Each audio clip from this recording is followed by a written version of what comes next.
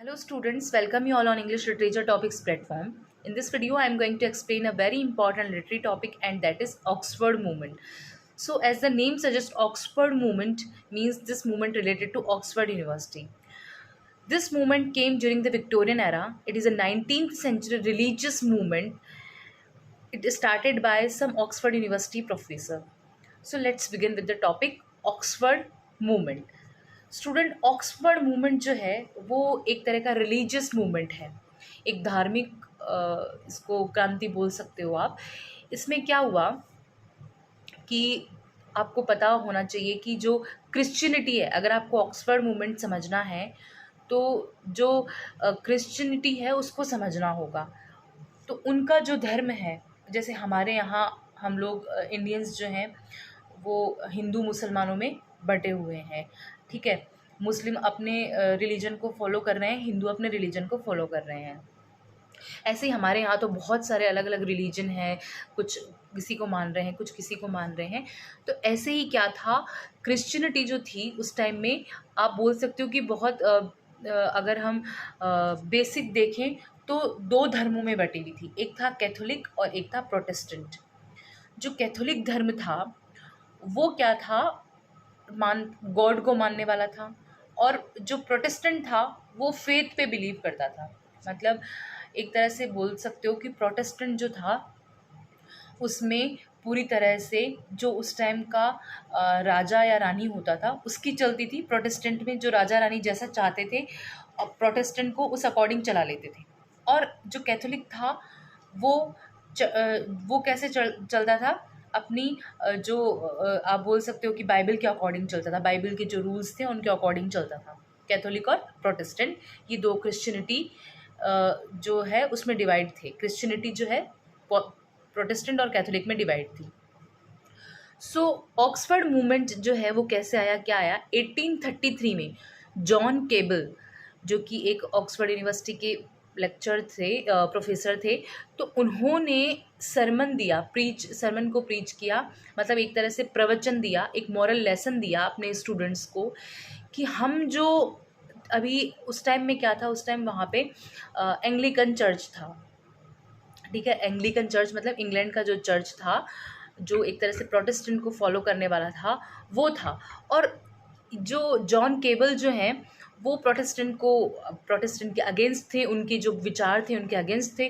तो उन्होंने एक तरह से प्रवचन दिया, ठीक है। प्रवचन में उन्होंने नेशनल अपोस्टेसी जो है उस पर प्रवचन दिया कि हमें जो है प्रोटेस्टेंट को फॉलो नहीं करना चाहिए, क्योंकि हम अगर उसको फॉलो करेंगे तो हम एक तरह से किसी भी राजा रानी के हाथ की कठपुतली बन जाएंगे। तो हमें वो सब नहीं करना है, हमें जो है वो किसको फॉलो करना है, कैथोलिक धर्म को फॉलो करना है, जो कहाँ से आया है, रोमन से आया है, क्योंकि उसमें जो विचार हैं वो बाइबल के अकॉर्डिंग और अच्छे से धर्म के अकॉर्डिंग दे रखे हैं।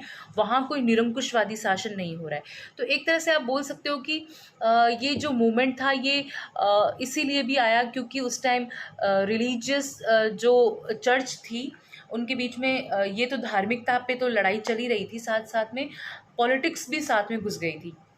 क्योंकि प्रोटेस्टेंट को ऑब्वियस बात है कि जो राजा रानी है वो अपने अकॉर्डिंग चला रहे थे, तो वो पॉलिटिक्स तो आनी ही है, तो कुछ पॉलिटिक्स भी चल रही थी।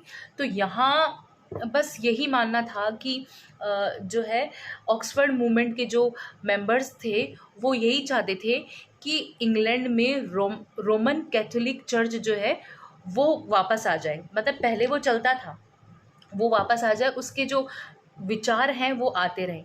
एक्चुअली होता क्या था, इंग्लैंड में राजा रानी जिस अकॉर्डिंग आते थे उस अकॉर्डिंग जो है वहाँ के चर्च चेंज होते रहते थे। अगर कोई रोमन कैथोलिक को फॉलो करने वाला है तो वो क्या करता था, अपने पूरा इंग्लैंड में जो है रोमन कैथोलिक के ही जो है बिलीव्स चलते थे, और अगर कोई प्रोटेस्टेंट को मानने वाला है तो प्रोटेस्टेंट के ही बिलीव चल रहे हैं।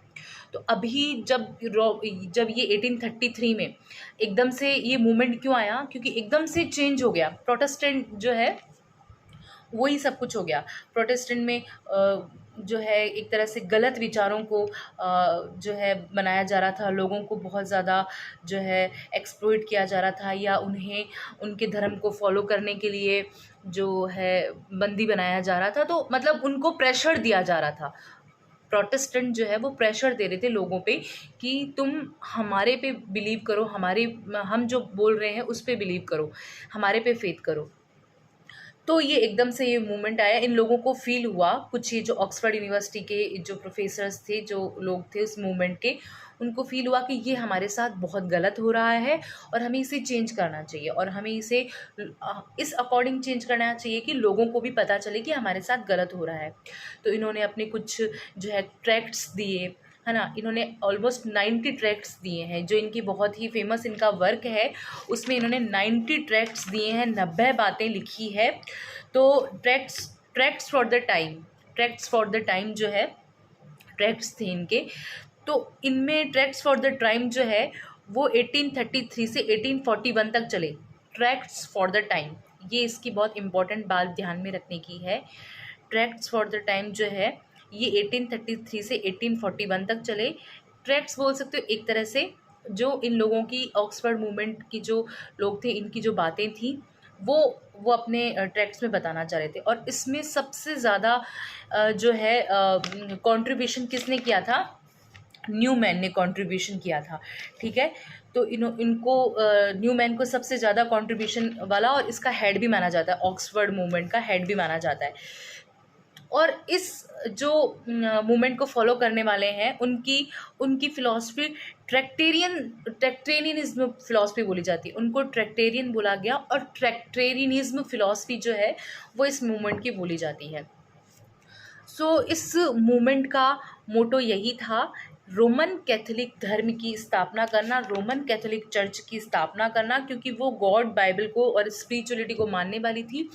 और इंग्लैंड में क्या हो रहा था कि स्पिरिचुअलिटी जो है वो ख़त्म हो रही थी, ठीक है। लोग जो है वो एक तरह से जो क्वीन या किंग जो हैं उन्हीं पे बिलीव करने लगे थे, प्रोटेस्टेंट की तरफ जाने लगे थे। वो बस फेथ पे बिलीव करते थे, मतलब एक तरह से ब्लाइंड फेथ। अगर किसी ने कह दिया कि ये करना है, दैट मीन्स ये ही करना है। और उनको जो भी उन पे बंदिशें लगाई जा रही थी वो उसके खिलाफ आवाज़ नहीं उठा पा रहे थे। तो ये ऑक्सफोर्ड मूवमेंट जब आया तो इनके जो कुछ लोग थे, जो इनके फॉलोवर्स थे, वो आए, इन्होंने ये जो ट्रैक्ट्स लिखे, तो इनसे लोगों को समझ में आने लगा कि हाँ, कुछ हमारे साथ शायद गलत हो रहा है। तो कुछ लोग जो है इनके सपोर्ट में आए और जो है कि रोमन कैथोलिक के सपोर्ट में आ गए। अब इस पे मैंने कुछ नोट्स बना रखे हैं, वो मैं आपको पॉइंट टू पॉइंट समझा देती हूँ।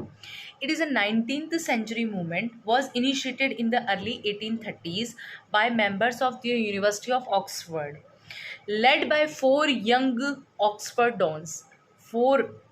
Oxford के जो थे, जॉन हेनरी न्यूमैन का जहाँ भी नाम आ जाए आपको समझ जाना है कि ये हेड है ऑक्सफोर्ड मूवमेंट के।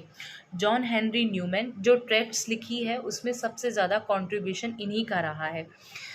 एग्जैक्ट तो नहीं पता मुझे, पर 90 ट्रैक्ट्स में से अबाउट 24 ट्रैक्ट्स जो है, 24 ट्रैक्ट्स किसने लिखी है? न्यूमैन ने लिखी है। और ऐसे बहुत सारे डजन ऑफ राइटर्स जो है उन्होंने ये ट्रैक्ट्स लिखे हैं। So led by 4 young Oxford dons, John Henry Newman, John Keble, Richard Hurrell Froude and Edward Pusey, ठीक है। ये जो है 4 जने ये इसके लीडिंग मेंबर माने जाते हैं। This movement started during the Victorian era. It was the movement of high church members who wanted to reinstate some older Christian tradition. reinstate करना चाहते हैं, पुनर्स्थापित करना चाहते हैं किसको? ओल्डर क्रिश्चियन ट्रेडिशन को। जो पुराने टाइम में क्रिश्चियन ट्रेडिशन चल रही थी उनको दोबारा से स्थापित करना चाह रहे हैं। क्यों? क्योंकि अभी प्रोटेस्टेंट चल रहा है। जब इन्होंने ये 1833 में जब ये मूवमेंट आया उस टाइम प्रोटेस्टेंट चल रहा था, और प्रोटेस्टेंट की जो इन लोगों की प्रोटेस्टेंट के बिलीफ इनको पसंद नहीं थे। तो ये कह रहे थे कि स्पिरिचुअलिटी ख़त्म हो चुकी है और हमें दोबारा से स्पिरिचुअलिटी स्थापित करनी है, रीइंस्टेट करनी। तो रीइंस्टेट करने के लिए ये जो है ऑक्सफोर्ड मूवमेंट आया, ठीक है। So members, it was the movement of high church members who wanted to reinstate some older Christian traditions. Indeed, it was fundamentally religious in nature. So ये religious movement एक तरह से आप बोल सकते हो, it is a religious movement rather than literary movement. ये बोल सकते हो आप इसके लिए कि ये literary movement से ज़्यादा क्या है, religious movement है। The Tractarian movement can be summed up in a short sentence. I believe in one Catholic and apostolic church.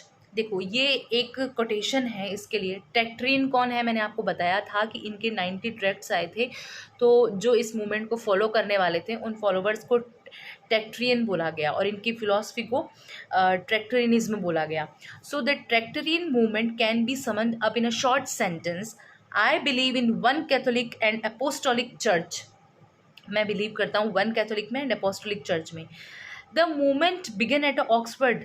ये मूवमेंट जो है स्टार्ट हुआ ऑक्सफर्ड में in 1833। John Keble's famous sermon on national apostasy. John Keble जो थे उन्होंने preach किया एक सरमन को नेशनल अपोस्टोपी पे, मतलब एक तरह से इन्होंने प्रवचन दिया और उस प्रवचन में इन्होंने जो है कैथोलिसिज्म के फेवर में बात की। The movement's philosophy was known as Tractarianism after its series of publication. इसकी series of publication the tracts for the times. Tracts for the times, ये आपको नाम ध्यान में रखना है। Published from 1833 to 1841। जो ट्रैक्ट्स फॉर द टाइम है इसमें 90 ट्रैक्ट्स थे और 1833 से 1841 तक ये पब्लिश होती रही। Tracts for the times were a series of 90 theological publications. ठीक है, 90 थियोलॉजिकल पब्लिकेशंस थी इसमें। New man taking the initiative in the series and making the largest contribution. मैंने बताया था कि जो न्यू मैन है उनका सबसे ज़्यादा कॉन्ट्रीब्यूशन रहा इस जो है ट्रैक्ट्स में। उन्होंने 24 ट्रैक्ट्स बाय न्यू मैन, उन्होंने अबाउट 24 ट्रैक्ट्स लिखे। ये क्या था, ये मूवमेंट क्या था, इसको बोल सकते हो आप प्रोटेस्टेंट वर्सेस कैथोलिसिज्म। ठीक है, ये जो मूवमेंट है ये प्रोटेस्टेंट वर्सेस कैथोलिसिज्म था। एंग्लिकनिज्म जो चर्च ऑफ इंग्लैंड था, एंग्लिकनिज्म किसको बोला गया, चर्च ऑफ इंग्लैंड को। कैथोलिसिज्म जो चर्च ऑफ रोम था, उनके बीच में जो है एक तरह से जो आप कह सकते हो कि कोल्ड वॉर चल रहा था। सम एंग्लिकन लीडर अडॉप्टेड। अब देखो इसमें क्या था, ये ऑक्सफोर्ड मूवमेंट जो है उनके जो फॉलोवर थे उन्होंने क्या किया, some Anglican leaders adopted few practices and rituals of Catholic church and embraced them in Anglican church. इन्होंने रोम से मतलब कैथोलिसिज्म से कुछ अच्छी चीज़ें उठाई, उनके रिचुअल्स को उठाया और अपने एंग्लिकनिज्म में कैथोलिसिज्म से कुछ चीज़ें उठाई। इंग्लैंड के लोगों ने कैथोलिसिज्म से कुछ चीज़ें उठाई और कहाँ लेके गए, एंग्लिकनिज्म में, मतलब जो इंग्लैंड का चर्च था वहाँ लेके गए। क्यों लेके गए, because fallen dignity of Anglican church. क्योंकि जो ये इंग्लैंड का जो चर्च था, सपोज ये है कैथोलिक चर्च, ये इंग्लैंड का चर्च है, इसमें बहुत सारी अच्छी बातें हैं और इसमें अच्छी बातें नहीं हैं इंग्लैंड के चर्च में। क्यों, क्योंकि ये सिर्फ फॉल्स बिलीफ, फॉल्स फेथ पे बातें करते हैं और ये बाइबल को मानने वाले हैं, भगवान को मानने वाले हैं, गॉड को मानने वाले हैं, इनकी बातें अच्छी है। तो कुछ लोग इंग्लैंड के कुछ लोग इसकी तरफ जाते हैं, मतलब रोम की तरफ जाते हैं, कैथोलिक चर्च पे बिलीव करते हैं, क्योंकि उनको यहाँ से क्या हो रहा है, परेशान किया जा रहा है, प्रेशर डाला जा रहा है उन पे कि तुम हमारी बात नहीं मानोगे तो तुम्हारे साथ ये किया जाएगा या वो किया जाएगा। मतलब इनको डराया जा रहा है, ब्लैकमेल किया जा रहा है धर्म के नाम पे। किनको, इंग्लैंड के लोगों को, बीच में इंग्लैंड के लोग हैं, इनको ब्लैकमेल किया जा रहा है। सो कुछ लोग जो आप बोल सकते हो इंटेलेक्चुअल जो हैं वो इधर चले गए कैथोलिसिज्म की तरफ, रोम के जो कैथोलिसिज्म की तरफ चले गए और वहाँ से वहाँ के चर्च से कुछ अच्छी बातें उठा के वो इधर लेकर आए कि ये जो बातें हैं ये सही है और जो आप हमें बता रहे हैं वो बिल्कुल गलत है। तो क्या हुआ, यही बात है, some Anglican leaders adopted few practices and rituals of Catholic church and embraced them in Anglican church. Reason, fallen dignity of Anglican church. क्या था, फॉलन डिग्निटी, ये डिग्निटी ऑफ, इसकी डिग्निटी जो है फॉलन, गिर गई थी, इसीलिए क्या हुआ, यहाँ से बातें लेनी पड़ी। ठीक है, आपको समझ आ रहा होगा, मैं अपने अकॉर्डिंग समझाने का ट्राई कर रही हूँ।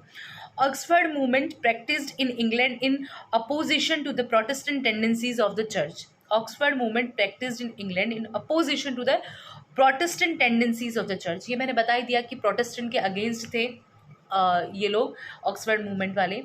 The primary object of the movement was to bring spiritual renewal to the Church of England by reviving certain Roman Catholic doctrines and rituals that Anglicans had dropped during the struggles of the Protestant Reformation. इसका बस यही था कि इनको Oxford movement को यहाँ से कुछ बातें, रोमन कैथोलिसिज्म से कुछ बातें उठाकर यहाँ डालनी थी। मतलब कहाँ डालनी थी? प्रोटेस्टेंट में, मीन्स एंग्लिकन चर्च में, इंग्लैंड के चर्च में। क्यों? क्योंकि इनकी बातें अच्छी थी और इनकी बातें अच्छी नहीं थी, इसलिए। ठीक है, तो इन्होंने यहाँ से कुछ अच्छे रिचुअल्स और इनके डॉक्ट्रिन्स उठाकर, मतलब कुछ अच्छी बातें उठाकर यहाँ डालने का ट्राई किया। ठीक है, यही ऑक्सफोर्ड मूवमेंट है। इससे क्या हुआ, अब हमारे लिटरेचर में क्या क्यों आया, ये कैसे आया? इससे बहुत सारे नॉवलिस्ट, पेंटर्स जो है क्या हुए, इन्फ्लुएंस हुए। बोला कि हाँ, ऑक्सफोर्ड मूवमेंट के जो लोग हैं वो बात एकदम सही बोल रहे हैं। तो उनमें से कौन कौन था जो इंस्पायर हुआ? Matthew Arnold, Anthony Trollope and Charles Kingsley और क्रिस्टिना रॉसटी, जो प्री रेफेलाइट पेंटर है। तो वो इनसे काफ़ी इन्फ्लुएंस हुए। फिर उन्होंने भी अपने वर्क में जो है रोमन कैथोलिक का टच देने का ट्राई किया। और इस जो ऑक्सफोर्ड मूवमेंट है, इसके मैंने आपको बताया था कि इनके जो ट्रैक्ट्स हैं 90 ट्रैक्ट्स हैं। 90 ट्रैक्ट्स मतलब 90 ट्रैक्ट्स हैं, और 90 में से 24 जो हैं वो किसने दिए हैं? वो दिए हैं न्यूमैन ने। ठीक है, हेनरी न्यूमैन का नाम आपको ध्यान में रखना है। जॉन हेनरी न्यूमैन ने 24 ट्रैक्ट्स दिए हैं। तो 90 जो ट्रैक्ट है वो किसका है? जॉन हेनरी न्यूमैन का है।